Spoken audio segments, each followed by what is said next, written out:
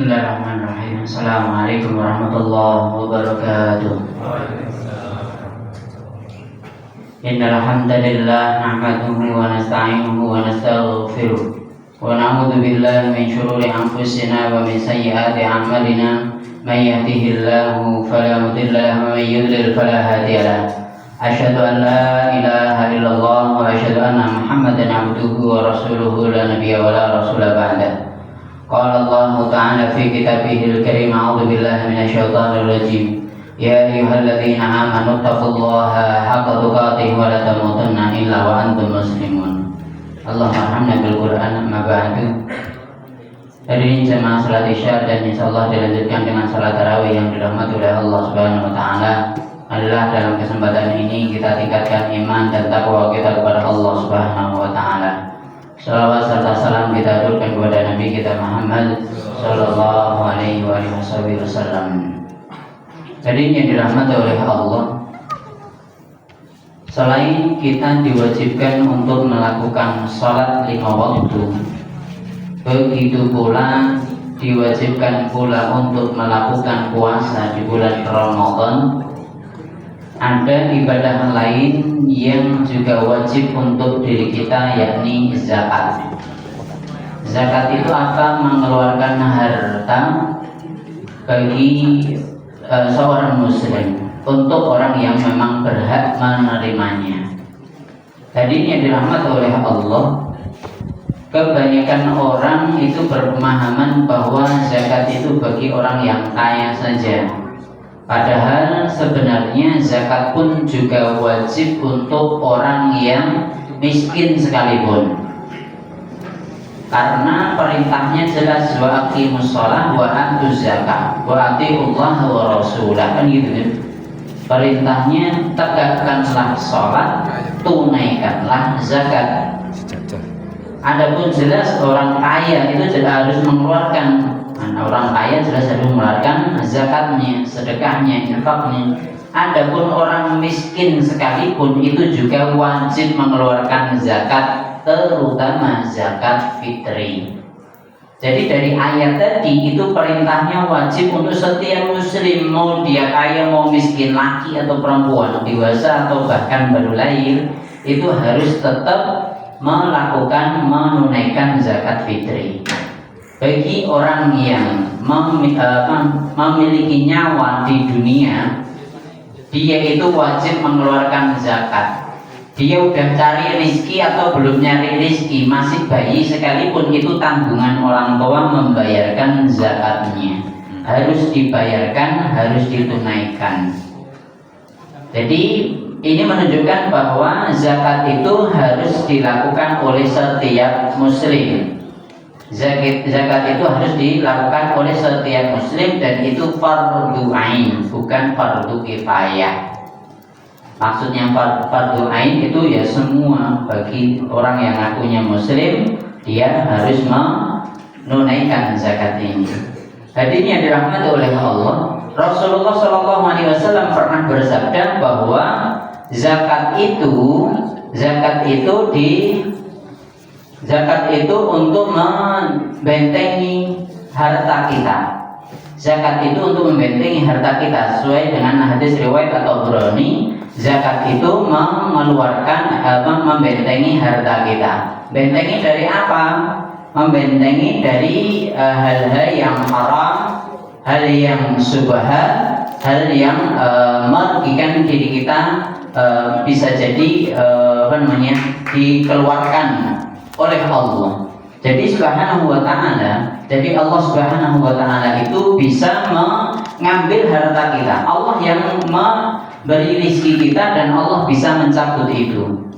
Kalau kita mengeluarkan harta itu, harta zakat sesuai dengan kewajiban kita, maka Allah akan membentengi harta kita. Namun bila kita tidak mau atau ogah-ogahan, malas-malasan gak mau mengeluarkan harta zakat, maka Allah pun bisa mengambil harta kita dengan kita kehendaki atau tidak kita kehendaki. Contohnya apa? Misalnya orang kaya wajib mengeluarkan zakat 2,5%. atau ada yang 5% sampai 10%, tergantung keadaannya. Apapun itu hartanya sudah ditentukan. Kalau dia tidak mau mengeluarkan zakatnya, Allah bisa mengambil harta dia dengan semau Allah. Misalnya tahu-tahu langsung kasih sakit ragatnya gede, kabeh hilang kabeh, entek kabeh. Habis semua itu harta. Sesuai dengan kehendak Allah. Atau misalnya dia punya tanaman, dia ketika panen tidak mengeluarkan zakatnya, Allah bisa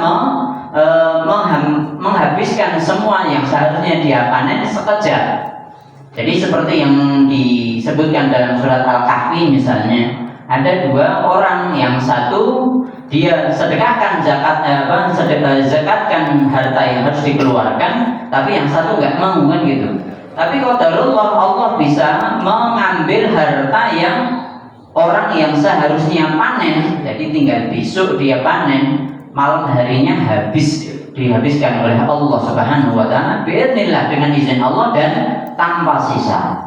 Naudzubillah min syarri dzalik. Makanya kembali lagi, itu kewajiban kita mengeluarkan zakat. Kalau kita mengeluarkan, maka insya Allah Allah akan menjaga harta kita. Selain itu, harta itu untuk mensucikan dari hal-hal yang haram.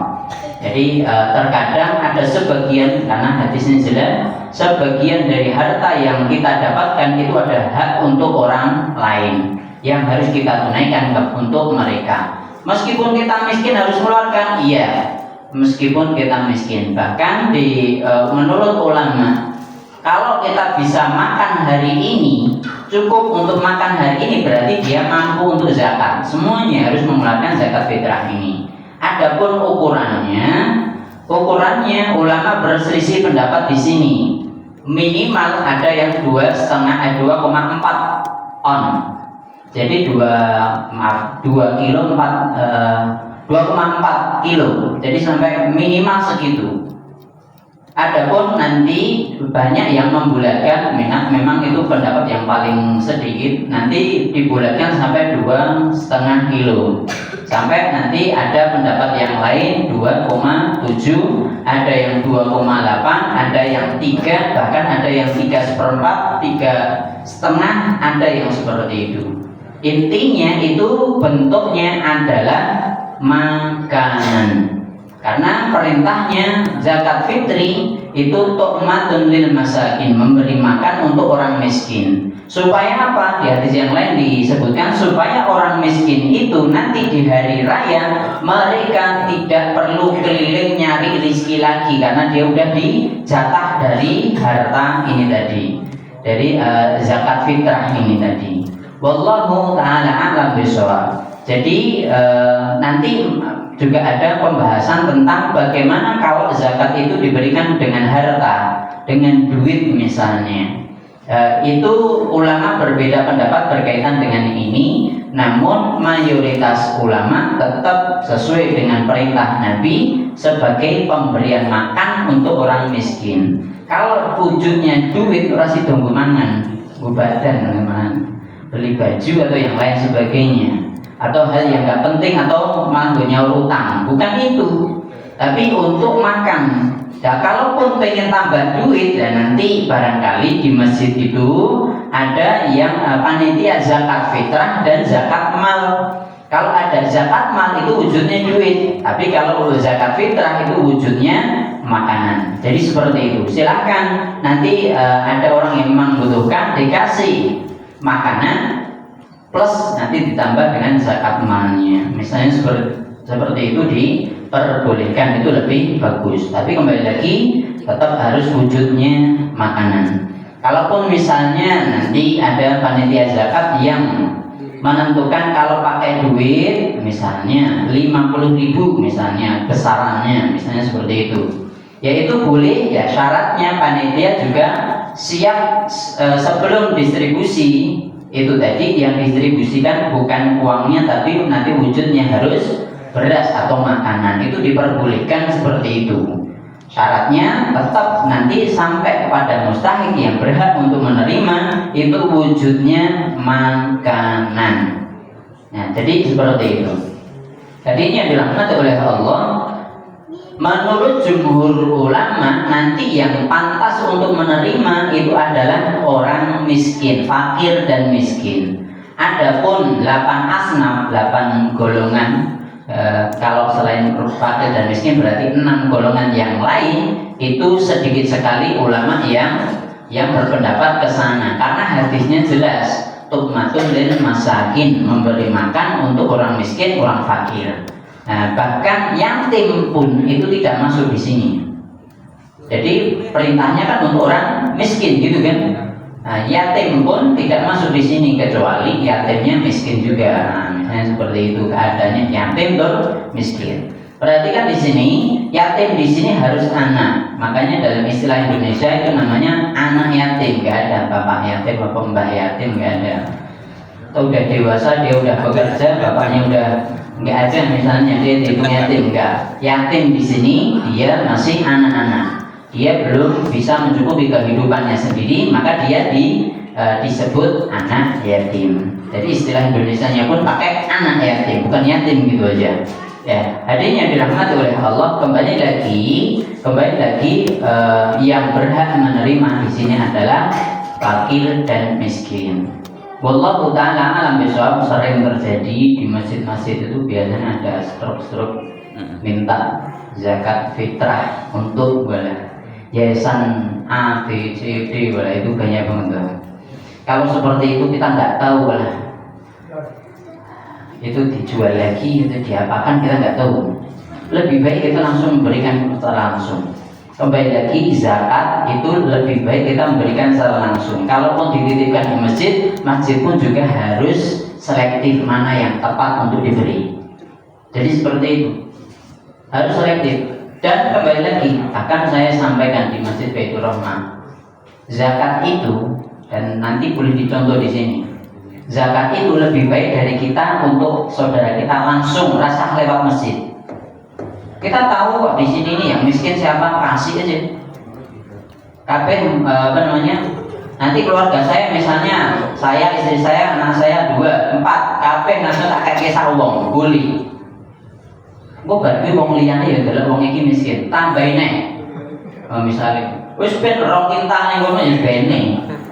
Serasa enggak gas. Wong terima alhamdulillah. Begitu aja. Itu lebih mudah, dan saya sampaikan sebenarnya ini memudahkan panitia zakat fitri. Coba nek kabeh mlebu masjid bingung. Nah, aku dari panitianya males. Kalau saya sarankan ini jamaah semuanya, kamu semua harus keluarkan zakat toh. Nah, itu nanti orang kudu di masjid, orang kudu lewat masjid. Jadi itu jenengan langsung kasihkan kepada orang tertentu, selesai. Itu lebih baik orang repoti wong liya. Nah, gitu. Ini penting. Dan saya salahkan yang ada di Masjid Baitur Rahmah, malah pamer tahun ini semeneton saiki lebih dari itu. Kalau saya itu belum tepat sasaran. Perintahnya kita memberi orang miskin. Perintahnya kita langsung pada mereka. Kita yang tahu. Kita tahu semua, kita tahu yang di sekitar kita yang nggak mampu itu siapa, kasih, selesai. Dan itu nggak harus di tempat ini. Misalnya di Mojosongo kita wong sugi-sugi kabeh beneran tidak wong miskin. Ternyata orang tua saya itu wong Semanggi Mojo, kono kayak wong miskin. Tak kayak kono badar. Kan yang di sini kan punya keluarga di tempat yang lain dong. Kalau memang di sana lebih membutuhkan, orang saya lewat masjid ini, gitu loh. Ini lebih memudahkan. Jadi saya saya sarankan untuk takmir untuk bilang seperti ini. Apa yang saya sampaikan ini memudahkan takmir, memudahkan panitia zakat. Rasa oke, mampu oke baginya kangelan. Nah, kita punya keluarga sendiri, kita tahu tetangga kita yang membutuhkan mana. Kalaupun ini Mojosongo ora tepat ya ning tempat liya, mertuane dhewe ning kono ya butuh, gak kasih di sana. Selesai. Kasih pada orang-orang yang memang membutuhkan. Perkara barkuwi misalnya setiap keluarga yang di sono kok tambah sugih. Alhamdulillah, berarti menyugihkan tempat-tempat yang lain lah bermojosongo sing sugih ngono lho. Dapat ning kene ya kurang lah kasih. Ya gitu aja. Saya kira cukup yang lalu saya sampaikan, kurang lebihnya saya mohon maaf. Wa aqulu qouli hadza wa astaghfirullah li wa lakum walhamdulillahirabbil alamin. Wassalamualaikum warahmatullahi wabarakatuh.